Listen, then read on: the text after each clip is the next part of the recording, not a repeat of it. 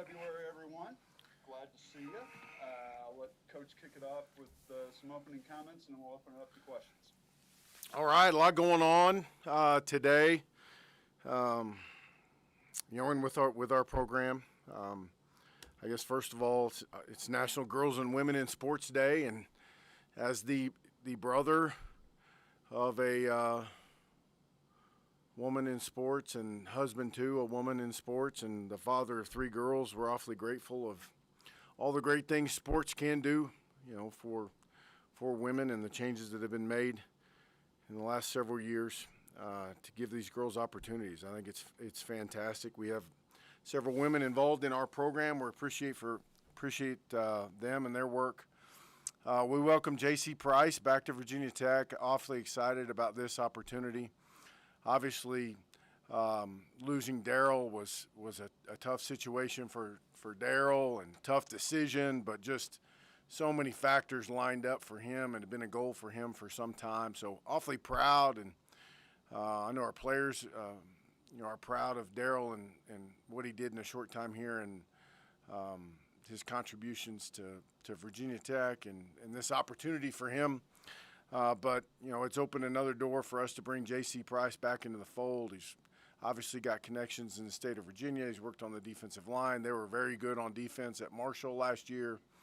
A seasoned veteran, obviously with ties to Virginia Tech. Both he and his wife were standout student athletes here. So excited to do that, and then to give some titles to Adam and Ryan. I think all three of those kind of titles that have come out were earned. I'm not a believer in just giving titles without actual responsibility, but to have JC and Adam help us coordinate the recruiting efforts on their respective sides of the ball, especially with it being as virtual as it is now, with opportunities to get people together on Zoom and so on and so forth. I just think it's a productive way to go. And then obviously letting Ryan, who's worked hand in glove with Jay Ham in coordinating the defense, he deserves this opportunity. It's been well earned, and I think it's a fantastic compliment to him and how we all feel about him and his potential. We welcomed 7 super seniors back, this semester to come play an extra year of football. I think it's an awesome opportunity for these guys.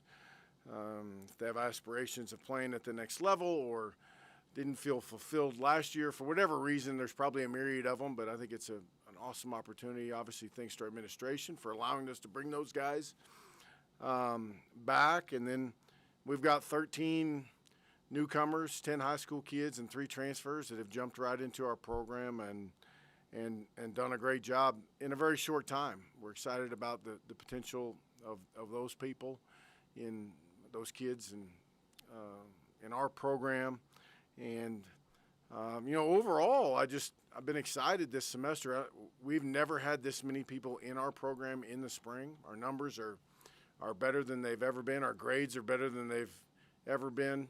Our kids are working hard at it, and we've gotten this semester off to a great start. So, we expect to have a great semester. We expect to have a great summer, and quite honestly, I expect this team to be good. I've got guys coming back at every position, and I'm awfully excited about the potential of what we can do. All right, let's start off with Mike Nizilik. Again, reminder, use the raise hand function. We'll get to as many as we can, gang. Well, since it's National Signing Day, I guess I'll ask about signing day, even though you aren't going to sign anybody. This is, I think, the first time you've gone through it without adding anybody. Does it feel weird? Oh, it's like it's been over for a long time for us.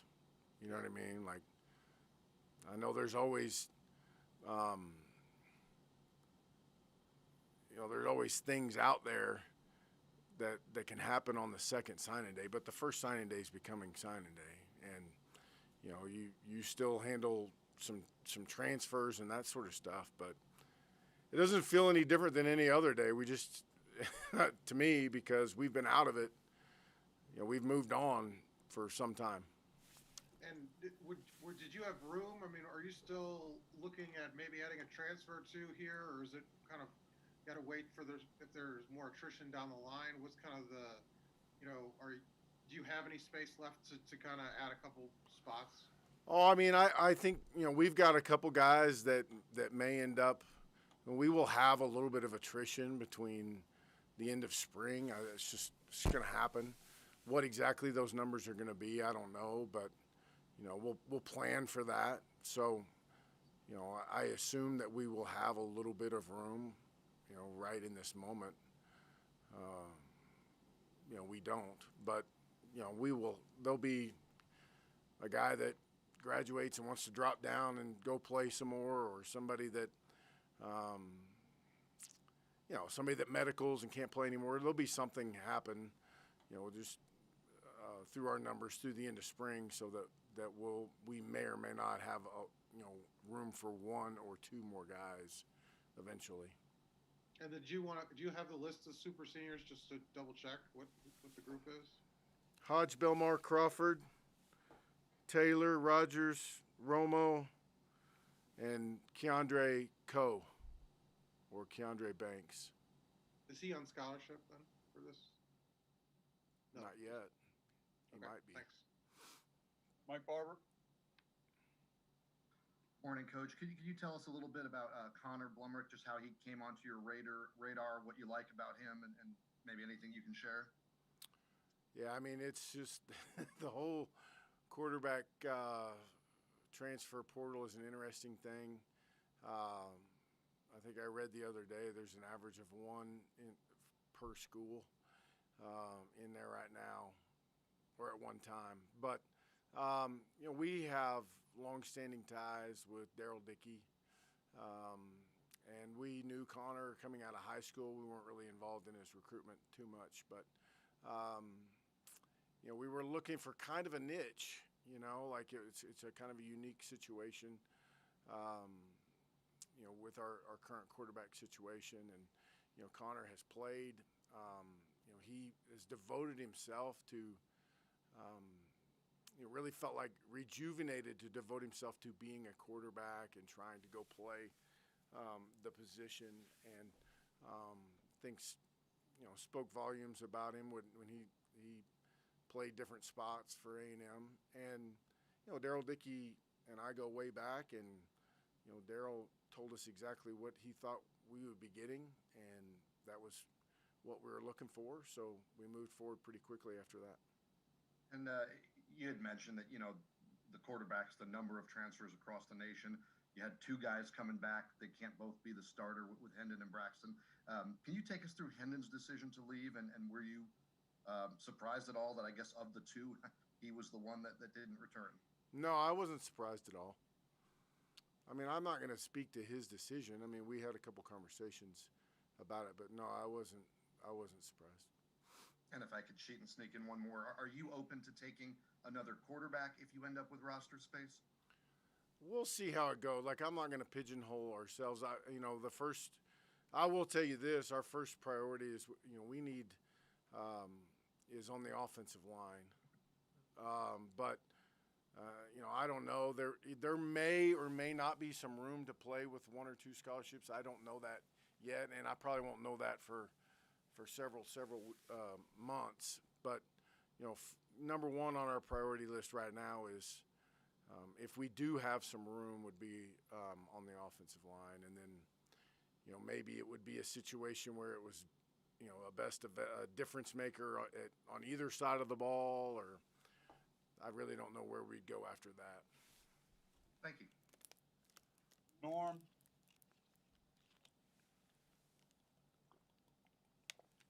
Justin, did winter workouts feel a little more normal this year, or did it still feel sort of weird after with all the COVID stuff involved and all that? Were you able to get more done? I mean, obviously, you didn't. Winter workouts were pretty normal last year, it seems like, but that's when things got strange after that. I didn't know if from the fall to now you're able to get a little bit more done that seemed more normal. I don't know what normal is anymore, to be honest with you, Norm. Like, I mean, it feels less like it felt in the summer. You know, like last year, if you think about the wintertime, we started our winter conditioning program, and then I think it was spring break. I'm not positive, but I think it was spring break. The kids went home and basically didn't come back till the summer. So it certainly feels more normal than when they came back in the summertime. I mean, we certainly haven't stepped into the realm of everything's back to the way it used to be, and we're still very cognizant of the dangers of COVID and how quickly it can spread, and all of the factors that we are still dealing with on a daily basis. But you know, it's taking a small step forward from what it felt like in the summer, which was you know, just the strangest, and even into the season, just the strangest and oddest situation I've ever found ourselves in, or we've ever found ourselves in. And with the way you split up the recruiting responsibilities with an offensive and a defensive coordinator, what was sort of the inspiration for that? I understand that you felt like the way things are virtual, you need to get better organized. I just didn't know if that was an idea that you had taken from someone, or if that was something that you felt that you looked at. There was another model somewhere that you decided to follow that you liked. No, I don't know that it's taken for. I'm sure other people have done it. It's just we had several conversations about it, and I think part of it was, as my experience as a coordinator and understanding, the focus that I know that I had as a coordinator, and I know that our coordinators currently have, and added into the changing, the way recruiting looks different now than it traditionally had. There needs to be somebody else in that room that's on the forefront of their mind to help bring people together to go do that. And I know when I was a coordinator, it was a little bit tunnel vision, and you can get locked into that, and it's just evaluating, preparing for spring, all the things that you feel your time, studying other people, preparing for first four opponents, all those things. There needed to be somebody else in that room that wasn't a coordinator that, kind of could help facilitate that side of the ball in a group effort, because it is a little bit more now. It's just different than, okay, every Saturday and Sunday you're hosting a junior day and kids are going to be on your campus. It's not how it's working. It's more like we all need to be on this Zoom at 6:00 on Tuesday and Wednesday of this week for these couple guys, and helping coordinate that with our recruiting staff, I thought was the best way to be more efficient. And then a question is a little bit unusual, but with the reintroduction of the NCAA football franchise on EA Sports, do you marvel at how kids that you coach get so hyped up about that game and how they're ranked on it and that kind of thing? And does it? I mean, I'm sure you heard some guys buzzing about that yesterday or saw it on social media. Yeah, I mean, I don't know about the rankings part of it. Like, I know, like, kind of when I grew up, that was just becoming a big deal, and it was awesome. Like, I'm certainly not a gamer, and I never got into but we did play that game, and it was fun, and it was, something that all of us could do, and it was something that we could all talk about, and that's obviously grown now into the realm of obviously I bowed out of that game when the players started actually looking like the players, and now you have rankings and all that sort of stuff. So I'm a little lost when it comes to all that part of it. But I understand the excitement for the game because it was cool, and it was something that the guys played together, and you were either in a dorm room or you were over at their apartment or whatever it was playing, because you could all do it, and it was kind of a bonding experience, to be honest with you, back when I was younger. Yeah, thanks. Andy? Yeah, Justin, I know he's only been there a short time, but what are your early impressions of Jordan Williams, and what do you think he can bring to this defense? Yeah, you're right. It has been quick, but having some knowledge of Jordan coming out of high school and his family, and what he's all about, character-wise and work ethic-wise. I mean, he's just jumped in. I would say having some of that knowledge has helped us, and then watching him briefly here just jump in and fit right in, has been good to see. Obviously, we have not been real big at defensive tackle, and pardon me, that's been part of what we need to do, and he certainly brings that first and foremost, and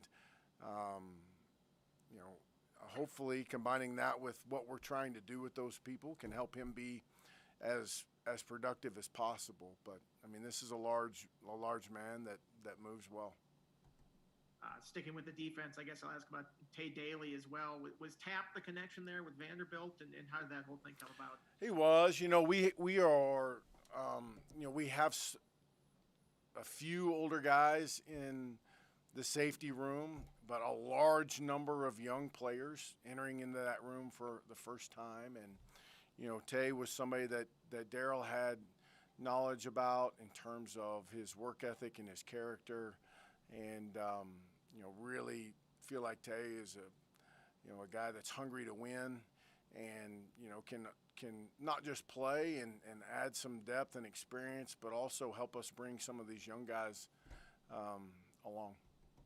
And you had Jack Tyler in the program for a couple years here, and he seemed to have growing responsibilities as the years went on. Even called plays last year. Mm-hmm. Was that an easy call, promoting him to linebackers when you had an opening there? It was. Obvious call, obvious choice.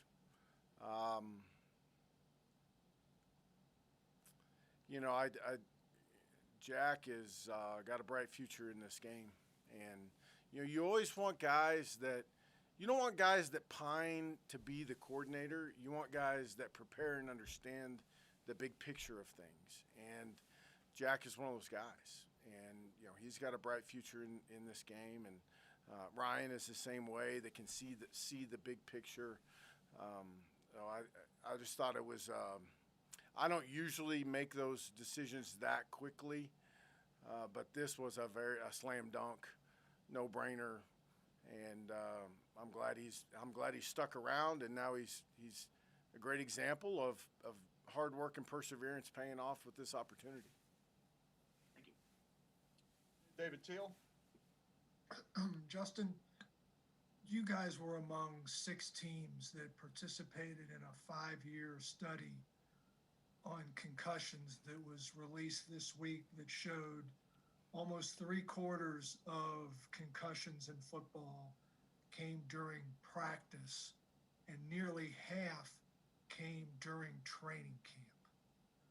Do those results surprise you, and might they affect the way you go about organizing training camp and practice? Well, I have said this for some time. I don't like the way we run training camp to begin with. I think the kids need more days off. I'd like to see us expand the time of training camp, give us more flexibility with how we practice, and give us more time to give our kids time off. If we're going to practice 25 times before the first game, I want more than 29 days to get those 25 practices in. I want to spread them out because I believe, I'm not a doctor, but I believe that contributes to the problem. And I think we can do this in a much safer manner. I do also believe that we've taken some steps towards trying to make training camp safer, but we're not done yet.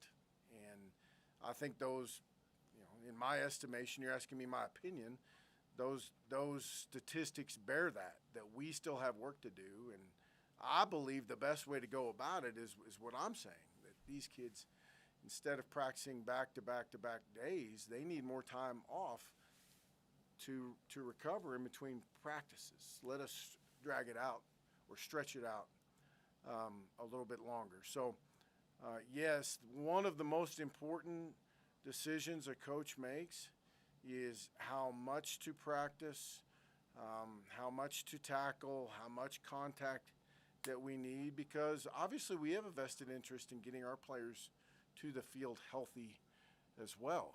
I mean, we want our guys to be fresh and feeling good, but also competent to play the game. So,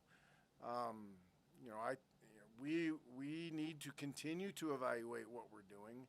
I think it is good that we are collecting that data and not, poking in the dark, but let's digest that information and see how we can help this be a safer game. And I think starting off with spreading the practices out in fall camp would be a good step in that direction.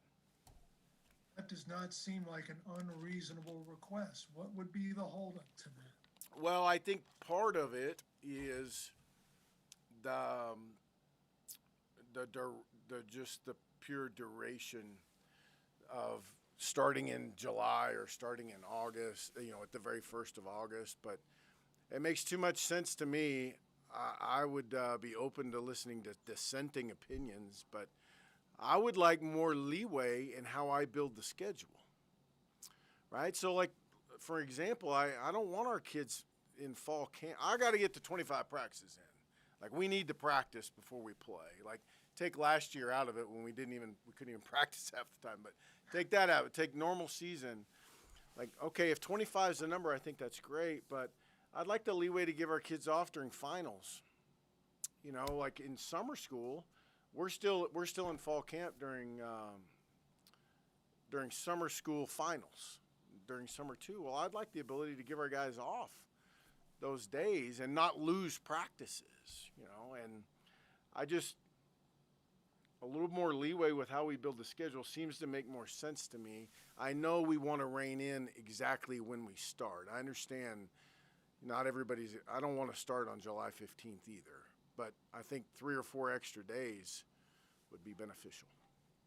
Boss is on the football oversight subcommittee. Have you talked to him about it? Yeah, I've talked to him about that. I've talked to, Mike Goforth and Doc Rogers about that in terms of with the medical people. I just, I know I'm not the only one. I certainly didn't invent this idea. I don't mean to represent this like I'm the champion of this idea. There's many coaches across the country that feel the same way that I do.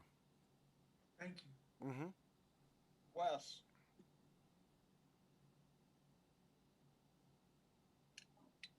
Coach, with what you learned in the regular season and the fact that we're still in this pandemic, how are you going about planning for spring football? With a pencil? I mean, I have a plan written out, and we'll see how it goes. Certainly there's always a possibility of having to pause those things. And, the thing that's a little bit different about spring ball is you're allowed, I think it's 34 days to get your 15 practices in. What if we have to pause it? Will that count? I think those things are all getting ironed out right now. Will it count in those 34 days? But I've got the schedule written down in pencil, and I know that we need to be ready to adapt if things change, and that's what we'll do. I did not take I talked to some coaches that said we're moving it forward as far as we can to get it in as quick as possible, or we're moving it back as far as we can. I put it about in the same date, same time span that we usually schedule it. Basically because I didn't know for sure if it would be better earlier or better late. So I tried to make it as normal as possible, and we'll be ready to adjust. Have you had any FCS coaches reach out to you and just ask for any advice of how you get through this?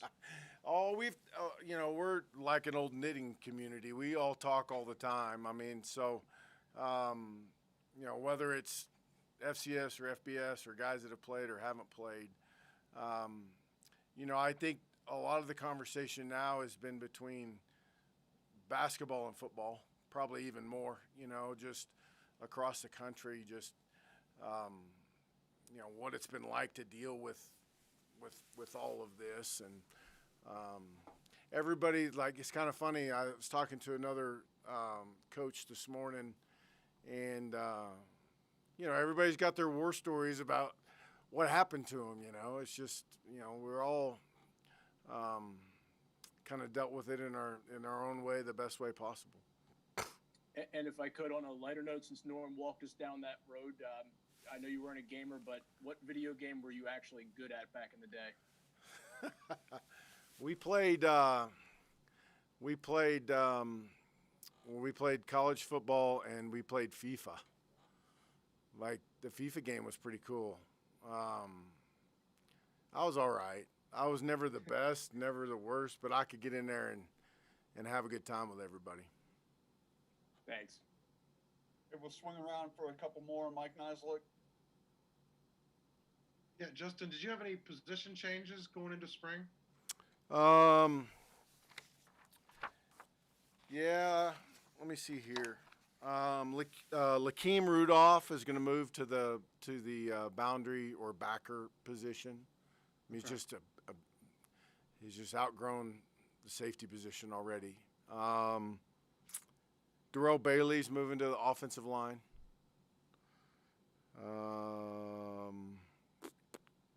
Obviously we've got a bunch of young DBs that we'll have to figure out as we go through it. But I think those are the big ones. With Bailey, you mentioned offensive line, the numbers. Was that part of that discussion? And I know his size, obviously. What went into that move? No, he's just an offensive lineman. Like that was for Darrell's long-term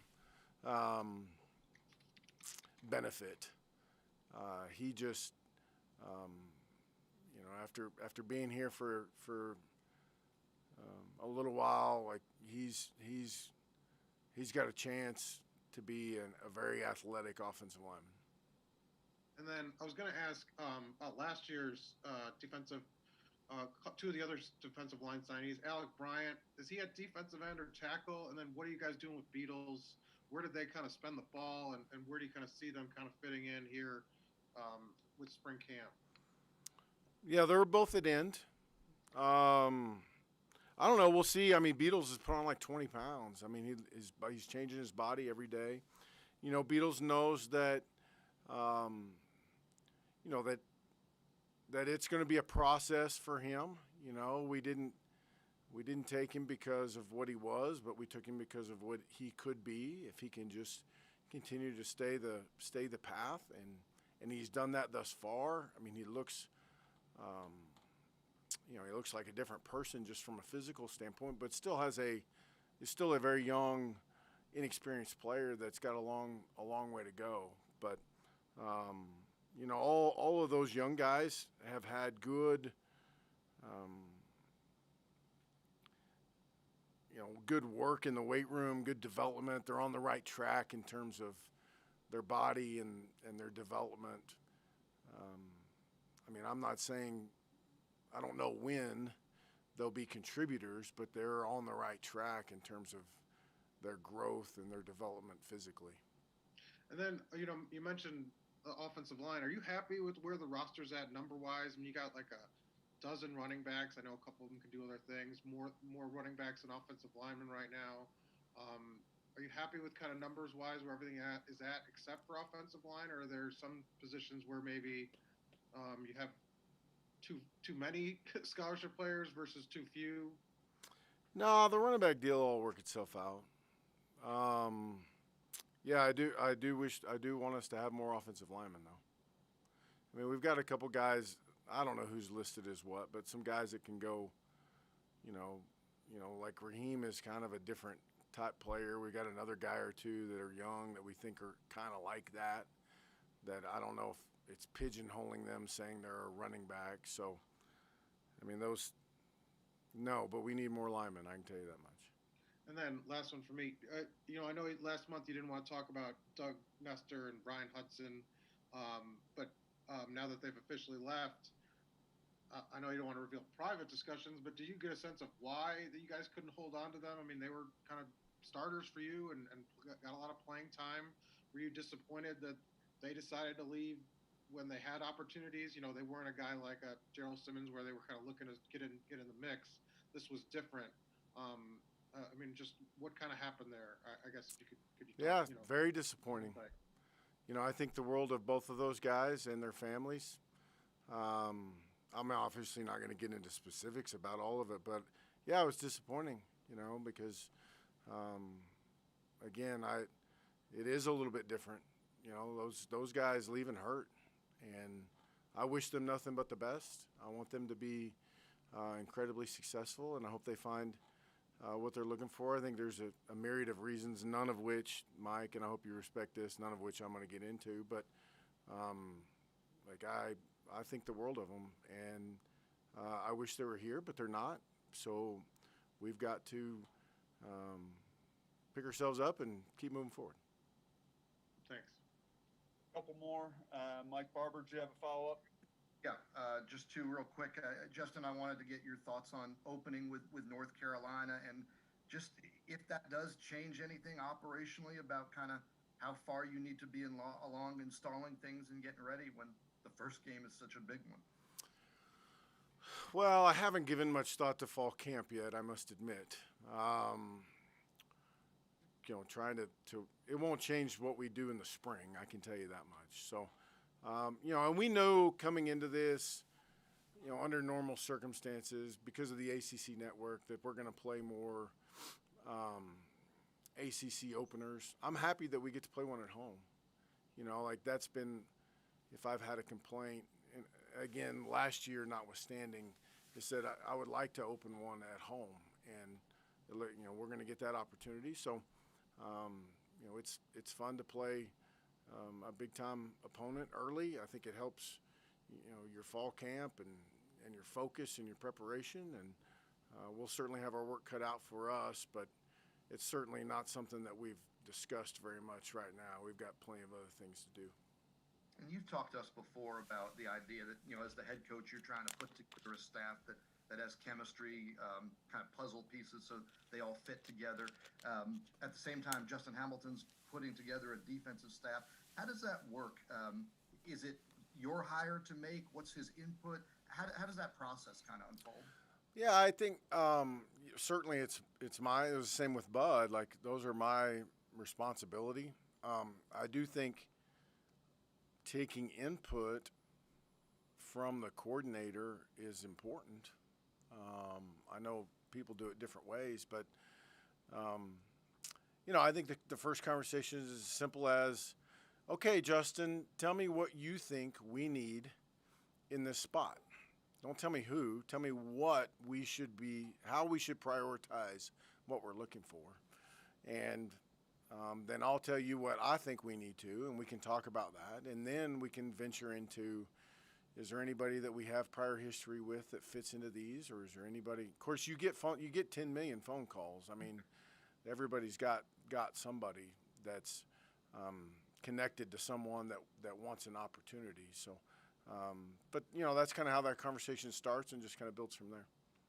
Did Justin bring the idea of Coach Price to you? Did Coach Price reach out to you? Somebody else from Tech? Obviously, there's a ton of connections. Well, yeah, I mean, I don't know. Like, have known JC a little bit prior to this. We've always opened up our camps and stuff to Marshall and JC to come to those. So, I mean, I knew pretty quickly that JC would have interest in coming back to Virginia Tech. So, I don't know that it was anybody championing JC other than us trying to define the parameters that we were looking for, and then, and ultimately trying to figure out who fit those parameters. Thank you. Mm-hmm. David Teal, you want to take it across the finish line for us? Sure. Justin, you just mentioned earlier when we were talking about training camp that some steps have been taken in terms of making it safer. What were those steps, and did they work? Well, I don't know. I think it remains to be seen if they've worked. I mean, we've reduced the number of practices. I believe it used to be 29. You're putting my knowledge of the former rules to test here, but obviously there's no more two-a-days. We don't practice twice in a day. There have been some guidelines administered in terms of recommendations for how much